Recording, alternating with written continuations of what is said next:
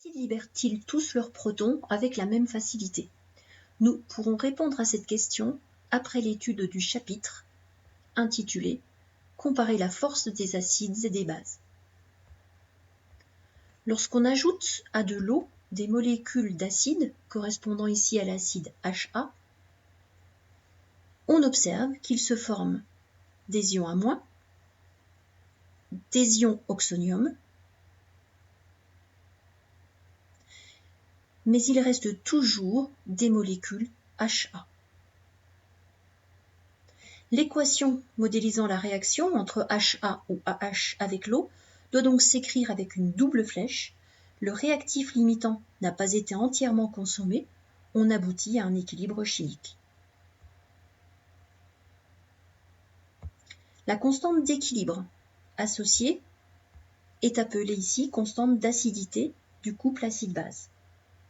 Elle s'écrit Ka égale produit de A- en concentration à l'équilibre fois la concentration à l'équilibre de H3O+, sur la concentration de AH à l'équilibre fois C0.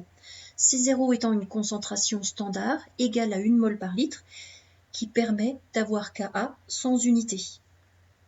Effectivement, Ka est une constante d'équilibre et comme toute constante d'équilibre, elle n'a pas d'unité, elle ne dépend d'ailleurs que de la température. Maintenant, quand on mesure le pH de l'eau, plus précisément de l'eau pure, on trouve pH égal à 7. Le pH étant lié directement à la concentration des ions oxonium, l'eau pure en renferme donc, ainsi qu'une autre espèce ionique.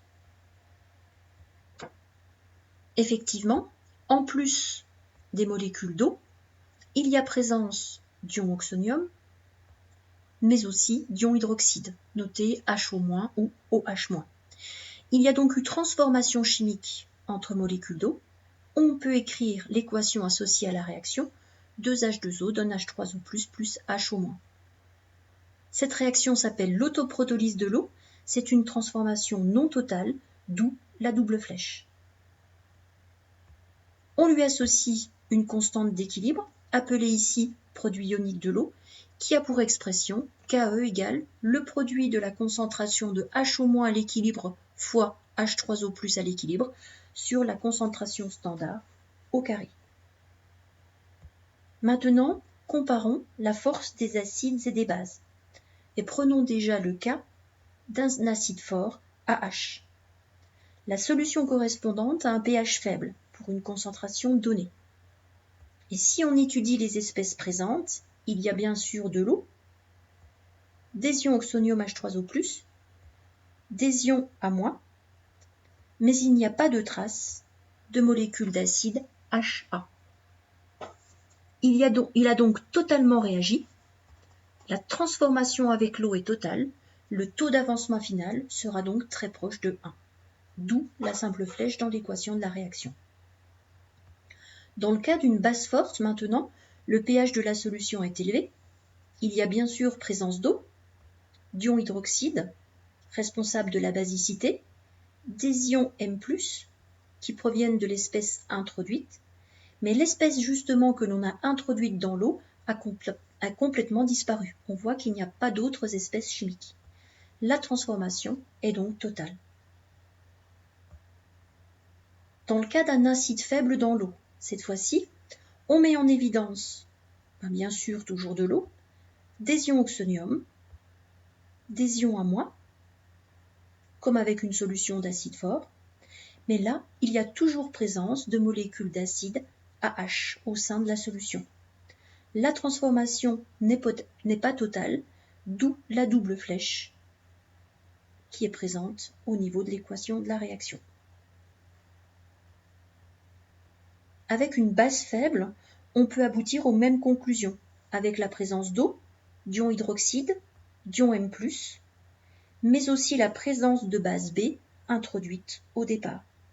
La transformation avec l'eau n'est donc pas totale non plus, d'où la double flèche. Plus un acide est faible, moins il libérera facilement un proton H+, et donc moins il y aura d'ions oxonium dans la solution. Ce qui implique forcément une constante d'acidité Ka plus faible. Comme pKa est égal à moins log de Ka, eh bien pKa et Ka varient en sens inverse, si bien que plus l'acide est faible, plus le pKa sera élevé. Ainsi, la force des acides peut être mesurée à partir de la valeur du pKa. De même, pour la force des bases, elle va dépendre aussi de la valeur du pKa. Plus le pKa sera faible, et bien là, plus la base sera faible. On peut aussi établir un lien entre le pH et le pKa. Donc pH est égal à pKa plus log de la base à l'équilibre sur l'acide à l'équilibre au niveau de leur concentration. Grâce à cette relation, on peut tracer un diagramme de prédominance. Alors pour cela, on trace un axe de pH, on place le pKa du couple, et pour pH plus petit que pKa, ce sera la forme acide qui prédominera, et pour pH supérieur à pKa, ce sera la forme basique. Grâce à ce diagramme de prédominance, on saura immédiatement, pour une solution de pH donnée, quelle sera la forme présente en plus grande proportion au sein de la solution. Alors, on peut aussi établir ce qu'on appelle un diagramme de distribution. Là, en fait, il correspond au pourcentage d'acide ou de base du couple au sein de la solution. Lorsque les deux courbes se croisent, la proportion de la base et la proportion de l'acide sont égales, alors pH est égal à pKa.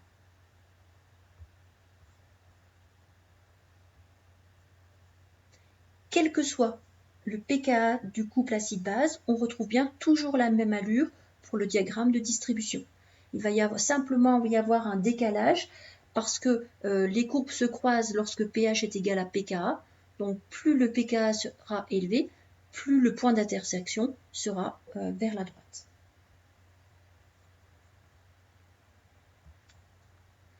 Étudions le cas particulier d'un indicateur coloré. Alors là, c'est un couple acide-base, mais pour lequel la forme acide a une couleur différente de la forme basique. Par exemple ici, le bleu de promotimol, qu'on peut encore appeler BBT. Alors pour pH plus petit que pKa, on a la forme acide qui prédomine et qui est jaune.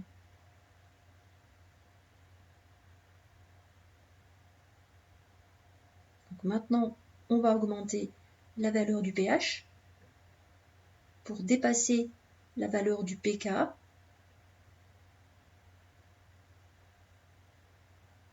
Et on observe que pour pH supérieur à pKa, eh bien, la solution a une teinte bleue, la forme basique du BBT a une couleur bleue. Alors, on revient en arrière. Cette fois-ci, on va se placer pour pH égale pKa. Là, on va avoir la teinte intermédiaire qui est verte avec le BBT, car les deux formes sont présentes en même concentration. Donc, l'intérêt d'un indicateur coloré, c'est qu'on pourra notamment l'utiliser pour pouvoir repérer l'équivalence d'un titrage, notamment d'un titrage acide-base.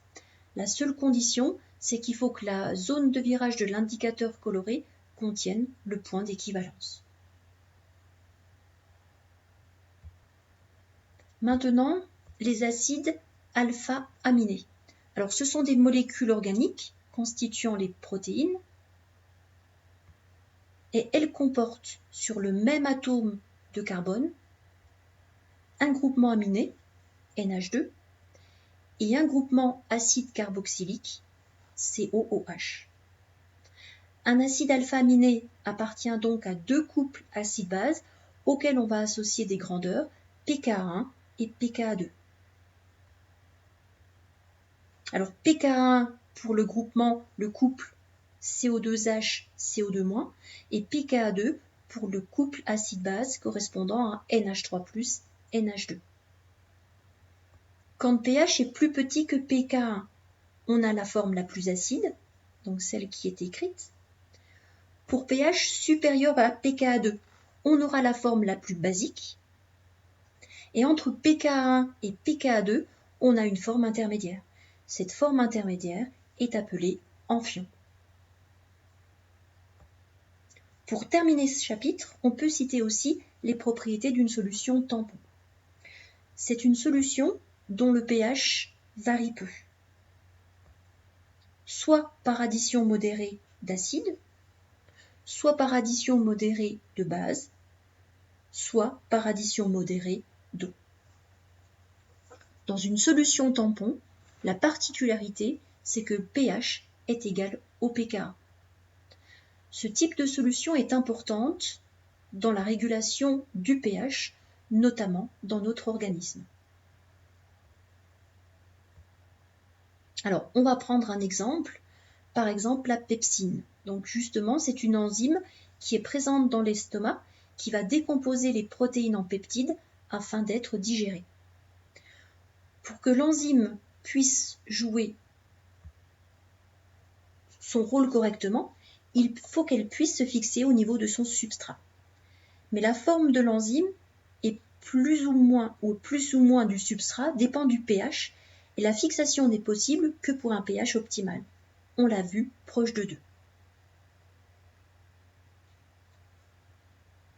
De même, la trypsine, enzyme synthétisée par le pancréas, elle ne peut se fixer sur son substrat que pour un pH optimal aussi, ici, qui vaut 8.